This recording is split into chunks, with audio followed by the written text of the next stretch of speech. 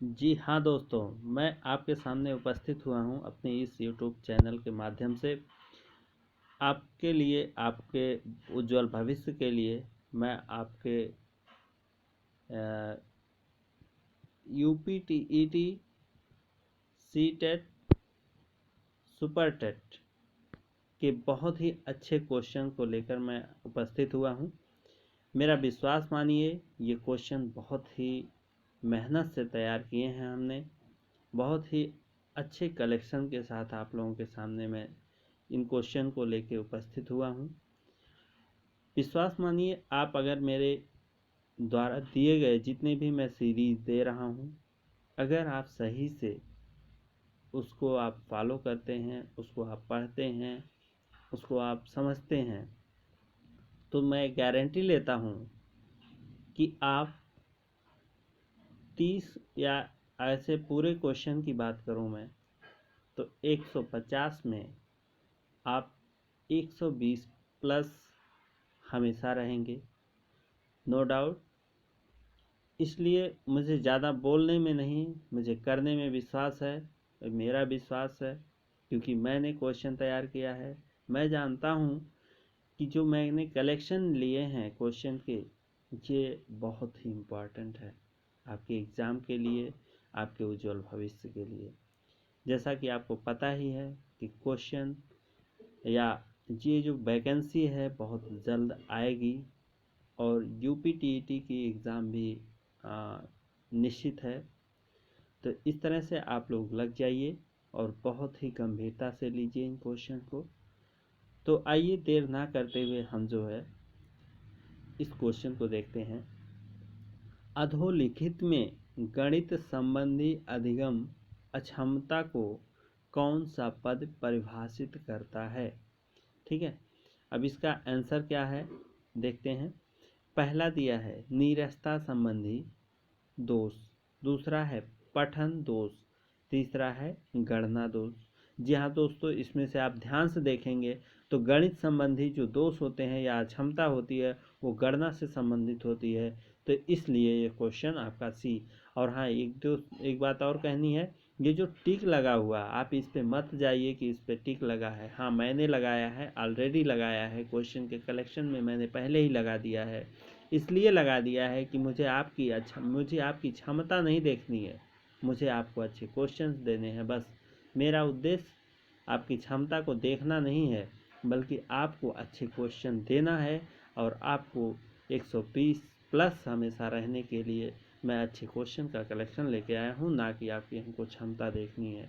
बहुत से यूट्यूबर हैं आपकी क्षमता देखने के लिए आपको जो है आंकते हैं, लेकिन हमको आपको नहीं आंकना है। बस आप इन क्वेश्चन को ध्यान से पढ़ते रहिए, ये मेरा गारंटी है आप अच्छे क्वेश्चन अटेम्प्ट करेंगे। चलिए अगले क्वेश्चन पे चलते हैं। संज्ञानात्मक क्षेत्र का सही क्रम क्या है? संज्ञानात्मक क्षेत्र का सही क्रम क्या है? ज्ञान, अनुप्रयोग, अवबोध, विश्लेषण, संश्लेषण, मूल्यांकन। तो इस तरह से 4 ऑप्शन दिए हैं, जिसमें सही को जो हमारा होता है डी हो जाता है, जो कि ज्ञान है, अवबोध है, अनुप्रयोग है, विश्लेषण है, संश्लेषण और मूल्यांकन। अगर हम इसको समझाएं आपको, तो आप जाहिर सी बात, जैसे हमको कहीं से ज्ञान मिलता है, फिर अवबोध उसको हम क्या करते हैं, समझते हैं, अपने आत्मसात करते हैं। फिर क्या करते हैं, उस ज्ञान को हम अनुप्रयोग यानी प्रयोग में लाते हैं, अपने बिहेव में लाते हैं। उसके बाद उस बिहेव के द्वारा किए गए फिर हम विश्लेषण करते हैं कि उस बिहेव से हमारा मतलब क्या अच्छा हो रहा है, क्या बुरा। फिर उसको हम संश्लेषण करते हैं कि हाँ, ये चीज़ें अच्छी हैं, ये चीज़ें गलत हैं। इसको और भी शार्ट हम करते हैं, वो उसमें से छांटते हैं। फिर हम मूल्यांकन करते हैं कि हमारा कितना विकास हुआ या हम किस स्तर पे हैं।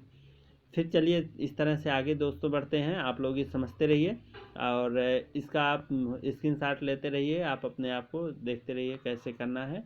बाकी मैं अगले क्वेश्चन पे चल रहा हूँ। निम्न में से कौन सी अधिगम की एक विशेषता नहीं है? निम्न में से कौन सी एक अधिगम की विशेषता नहीं है? अधिगम का अवलोकन प्रत्यक्ष रूप से किया जाता है। बिल्कुल सही है, अधिगम का अवलोकन हम प्रत्यक्ष रूप से कर सकते हैं। और अधिगम व्यवहार में अपेक्षाकृत अस्थायी परिवर्तन है। ऐसा कुछ नहीं है, वो जो है अस्थायी भी होता है। सीखना और सीखना जो है जानते ही हैं, अस्थायी तो होता ही है, बट अधिगम व्यवहार में अपेक्षाकृत अस्थायी परिवर्तन है। अधिगम प्राणी की अभिवृद्धि है। अधिगम का एक लक्ष्योन्मुख प्रक्रिया है। तो सब सही है। विशेषता ये देखिएगा, इसमें कह रहा है कि अधिगम, सॉरी दोस्तों, इसमें कह रहा है कि अधिगम व्यवहार में कौन विशेषता नहीं है। बिल्कुल ये कह रहा है प्रत्यक्ष रूप से किया जा सकता है। तो अधिगम का प्रत्यक्ष रूप से करना का मतलब सही कह रहे हैं कि कहीं कहीं दिक्कत है। और यह अवलोकन प्रत्यक्ष नहीं अप्रत्यक्ष होता है, क्योंकि अधिगम कोई एक मूर्त वस्तु नहीं है, अमूर्त है। ठीक है, तो इस तरह से पहला ऑप्शन सही होता है। आगे देखते हैं। एक छात्र पढ़ रहा है, उसका नाम लेकर किसी ने बुलाया। ठीक, निम्न में से किस संवेदना द्वारा वह छात्र अपनी अनुक्रिया प्रकट करेगा। जाहिर सी बात है, वो दृष्टि तो हो नहीं सकता, वो देख तो नहीं रहा है, कोई ज़रूरी नहीं है वो आपको देख ही रहा हो। स्पर्श बहुत दूर की बात है, हो सकता है वो पढ़ रहा हो दूर हो। तो ठीक है, इसमें ध्वनि संवेदना जो है सही होगा। तो ध्वनि संवेदना, क्योंकि वो ध्वनि ही सुन रहा है और अपना नाम सुनेगा या कुछ भी सुनेगा तो वो जो है अनुक्रिया करेगा। ठीक, आगे देखते हैं दोस्तों क्वेश्चन। अगला जो क्वेश्चन है वो व्यवहारिक क्षमताओं में वह सापेक्ष अस्थायी परिवर्तन जो कि प्रबलित अभ्यास का परिणाम होता है, उसे क्या कहते हैं।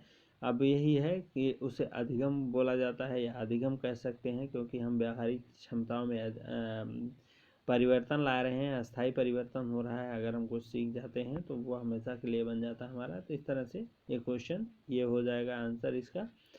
फिर हम जाते हैं बाल मनोविज्ञान का क्षेत्र है। अगला क्वेश्चन है बाल मनोविज्ञान का क्षेत्र है क्या है, देखते हैं। इसमें ऑप्शन आपका डी सही है। गर्भावस्था से किशोरावस्था की विशेषताओं का अध्ययन करना, बिल्कुल सही है कि हम बचपन यानी जब से गर्भावस्था से ही बाल मनोविज्ञान अपना उसका क्षेत्र जो है गर्भावस्था लेकर, सॉरी दोस्तों, विशेषताओं का अध्ययन करना है किशोरावस्था तक। फिर आगे जो क्वेश्चन है इस पर देखते हैं। फ्राइड के अनुसार ग्रहण किए जा मतलब फ्राइड के अनुसार क्या है देखिएगा, इसमें है ऑप्शन सी सही है। विस्मरण वह प्रवृत्ति है जिसके द्वारा दुखद अनुभवों को स्मृति से अलग कर दिया जाता है। तो ठीक है दोस्तों, आप लोग बस केवल सही आंसर आप देखते रहिए और समझते रहिए, और फिर हम आगे की तरफ चलते हैं। भाषा विकास का सिद्धांत नहीं है, क्या नहीं है। अनुबंधन तो है, अनुकरण भी है और परिपक्वता का सिद्धांत भी है। अतिरिक्त शक्ति का सिद्धांत भाषा विकास का सिद्धांत नहीं है। फिर आगे देखते हैं क्वेश्चन दोस्तों। मानसिक आयु के प्रत्यय का सर्वप्रथम प्रयोग किया। मानसिक आयु के प्रत्यय का सर्वप्रथम प्रयोग किया किसने, बिने साइमन ने किया। ठीक है दोस्तों, इस तरह आप समझते रहिए, फिर आगे बढ़ते चलते रहेंगे हम लोग। अगला क्वेश्चन है मधु गणित में कमज़ोर है, एक अच्छे अध्यापक की दृष्टि से उसके गणित में कमज़ोर होने का क्या कारण हो सकता है। अब देखते हैं क्या कारण हो सकता है। आप लोग तीनों ऑप्शन पढ़ लीजिएगा, बट हम सही आंसर हम बताते चल रहे हैं। गणित शिक्षा की विधि त्रुटिपूर्ण है। ठीक, कहीं ना कहीं सही है, हो सकता है कि गणित शिक्षा विधि जो हो त्रुटिपूर्ण, इसलिए वो नहीं समझ पा रही है। फिर आगे देख रहे हैं। बच्चों के लिए निःशुल्क एवं अनिवार्य शिक्षा का अधिकार अधिनियम के लागू है, मतलब कितने वर्ष के बच्चों को जो है अनिवार्य शिक्षा उपलब्ध है फ्री में निःशुल्क, 6 से 14 वर्ष के लिए। ठीक, अगला क्वेश्चन जो है, एक बच्चा कक्षा में सहपाठियों से लड़ता रहता है, इस दिशा में आप क्या करेंगे। ठीक है, सही दोस्तों, सही ऑप्शन है सी। आप कारण पता लगाने का प्रयास करेंगे तथा उसे परामर्श देंगे। ठीक है दोस्तों, अगला देखते हैं। निम्न में से कौन सा ऐसे अच्छे अनुशासन के लिए मुख्य तत्व हैं। इसमें आप देखिएगा, कुशल मुख्याध्यापक होना चाहिए, स्कूल का स्वस्थ वातावरण होना चाहिए, आदर्श अध्यापक होने चाहिए, पुरस्कार और दंड की व्यवस्था होनी चाहिए। तो इस तरह से हम अच्छे अनुशासन को लागू कर सकते हैं। इस तरह ऑप्शन ये सभी सही हो जाएंगे। ठीक, अगला देखते हैं क्वेश्चन दोस्तों।